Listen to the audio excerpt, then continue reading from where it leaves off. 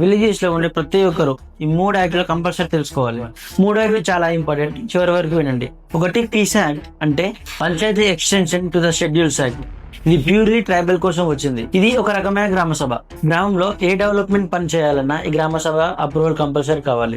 Example కి ఒక mining company లేదా ఏదైనా కంపెనీ విలేజ్ లో ప్రాజెక్ట్ పెట్టాలనుకుంటే ఈ పీసా యాక్ట్ ప్రకారం ముందుగా గ్రామ సభ అప్రూవల్ కావాలి. వాళ్ళు నో అంటే మాత్రం నో అని అర్థం.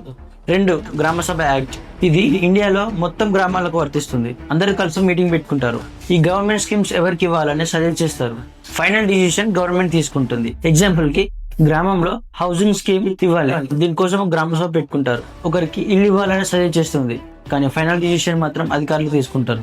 3, 1/17 యాక్ట్. ఇది ల్యాండ్ ప్రొటెక్షన్ యాక్ట్. ఇది కూడా ప్యూర్లీ ట్రైబల్స్ కోసం వచ్చినది. ఆంధ్ర, తెలంగాణలో ఇది చాలా ఇంపార్టెంట్. ఈ యాక్ట్ ప్రకారం ట్రైబల్ ల్యాండ్ నాన్ ట్రైబల్ కి అమ్మకూడదు, అది ఇల్లీగల్. ల్యాండ్ తిరిగి తీసుకుంటారు. ఎగ్జాంపుల్ కి ఒక ట్రైబల్ ఫార్మర్ తన ల్యాండ్ ని నాన్ ట్రైబల్ వ్యక్తికి అమ్మాడు. 1/17 యాక్ట్ ప్రకారం సేల్ ఇన్వాలిడ్ అవుతుంది. అమ్మిన ల్యాండ్ తిరిగి ఆ ట్రైబల్ కే వెళ్తుంది. అదే గవర్నమెంట్ పర్మిషన్ తో పబ్లిక్ పర్పస్ కోసం అయితే లీగల్. ఈ private sale almost illegal. So దీని మీద మీరేమనుకున్నారో కామెంట్ చేయండి.